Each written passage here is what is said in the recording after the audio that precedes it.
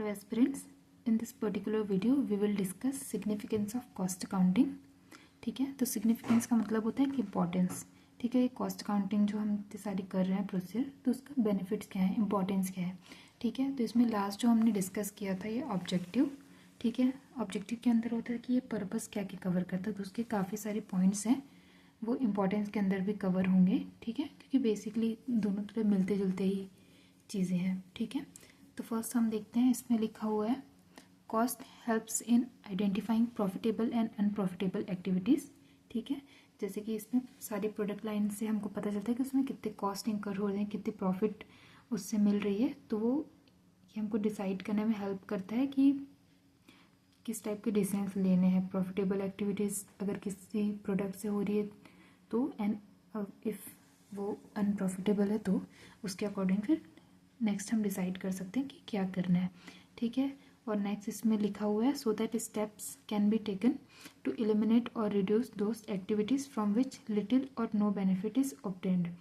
ठीक है, अगर उससे लॉस ही हो रहा है तो बेटर है कि उस प्रोडक्ट लाइन को ही हम हटा दें। इस टाइप के जो भी डिसीजंस है इसमें ये लेने में कॉस्ट अकाउंटिंग हेल्प करता है। ठीक है, देन आफ्टर है it enables a concern to measure efficiency and then to maintain and improve it. जो डिफरेंट चीज़ लेबर्स हैं उनकी इफ़िशियंसी में या फिर मशीनरीज हैं उनकी इफ़िशियंसी मेज़र करने में हेल्प करता है। ठीक है,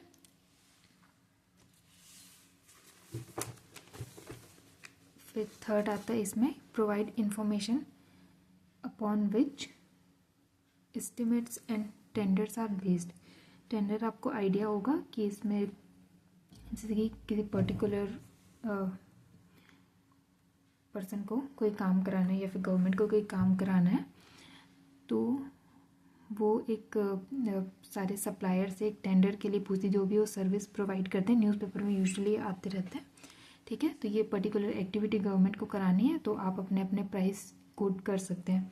ठीक है, तो वो होते हैं टेंडर्स। तो अगर हमको पता होगा जैसे कि कोई ब्रिज का कॉन्ट्रैक्ट है लेट्स से, ठीक है, तो वो बनाने के लिए कितनी कॉस्ट हमको पड़ेगी वो हमको पता होगा, तभी जाके हम टेंडर कोड पर पाएंगे कि सपोज ब्रिज बनाने के लिए जो एरिया है वहाँ पे ब्रिज बनाने के लिए हमको लग रहा है 2 करोड़।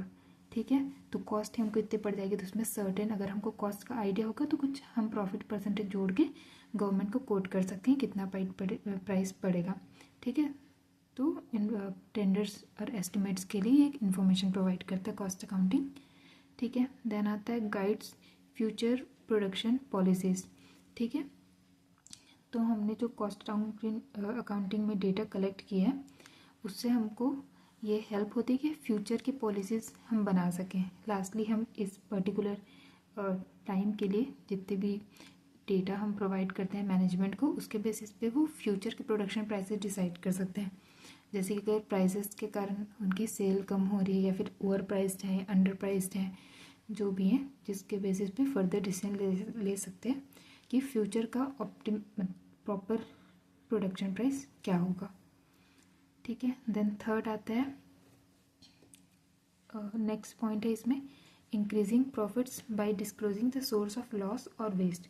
ये हमने पर्पस में ऑलरेडी कवर कर रखा है कि जो जितने भी वेस्ट और प्रोसेस में लॉस वगैरह होते हैं उसको जितना से कम हम रख सकें, तो उसको फर्स्ट रिड्यूस तो हम बाद में करेंगे, लेकिन पहले हमारे वो नोटिस में आना चाहिए।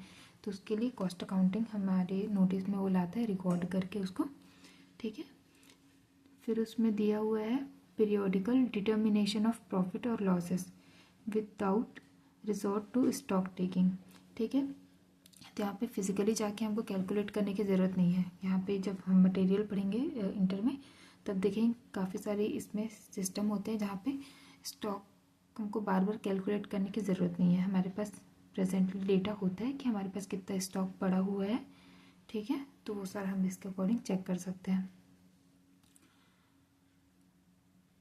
देन दिया हुआ इसमें reliable data for comparing cost in different periods for different volumes of output in different departments and process and in different establishment.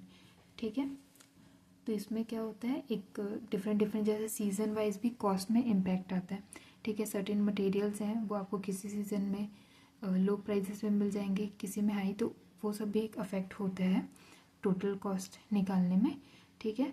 तो इसका हम कौन से पीरियड में हमारे लिए बनाने बेनिफिशियल होगा वो भी हम इसके थ्रू देख सकते हैं, ठीक है, कब हमको कॉस्ट कम पड़ती है, ठीक है। देन डिफरेंट वॉल्यूम्स में जैसे कि कोई हमारी मशीन की कैपेसिटी है सपोज़ 5000 की, तो अगर हम उसको कम यूटिलाइज़ करें, वो 5000 से कम अगर यूनिट्स बना रहे तो वो अंडर यूटिलाइज्ड होकर रह जा रहा है, ठीक है। तो वो सब भी डिसाइड करने में हमको हेल्प करता है कि कितना वॉल्यूम ऑफ आउटपुट, मतलब जो प्रोडक्ट हम लास्टली बनाना चाहते हैं उसका यूनिट्स कितना रखें कि वो हमारे लिए सारा जो कॉस्ट अकाउंटिंग प्रोसेस करते हैं वो करना बेनिफिशियल होगा, ठीक है।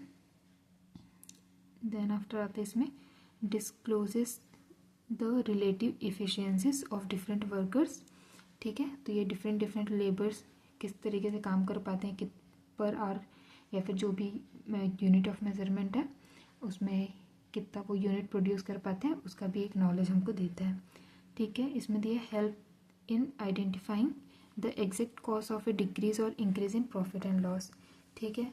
तो अगर हमने सारे कॉस्ट को नोट करके रखा है, कितने में सेल किया वो नोट करके रखा है, तो हम देख के बता सकते हैं कि इस बार कॉस्ट हमको कम पड़ी, इसकी वजह से प्रॉफिट ज़्यादा हो रहा है, या फिर जो भी रीज़न है अगर हमारे पास प्रॉपर रिकॉर्ड्स है तो हम उससे डिटरमाइन कर सकते हैं कि एग्जैक्ट रीज़न क्या है, अगर लॉस हो रहा है तो भी एंड प्रॉफिट हो रहा है तो भी, ठीक है। Then after facilitates the assessment of excise duty and income tax and formulation of policies. then इसमें और एक लाइन दिया हुआ है facilitate the preparation of national plans for economic development, and दिया हुआ है ये गवर्नमेंट को भी हेल्प करता है प्राइस फिक्सेशन में, price control, tariff protection, wage level fixation, payment of dividends और सेटलमेंट ऑफ डिस्प्यूट्स, ठीक है।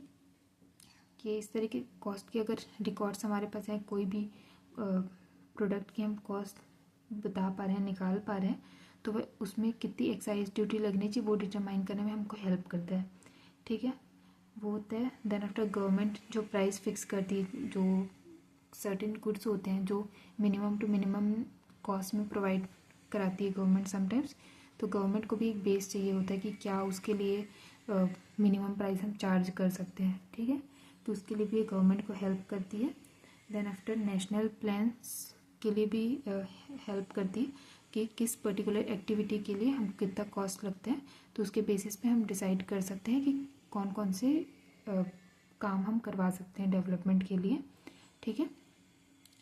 फिर अब नेक्स्ट वीडियो में हम देखेंगे इवोल्यूशन ऑफ कॉस्ट अकाउंटिंग कि डबल एंट्री सिस्टम से कैसे कॉस्ट अकाउंटिंग आया, क्या इसकी नीड पड़ी, ठीक है।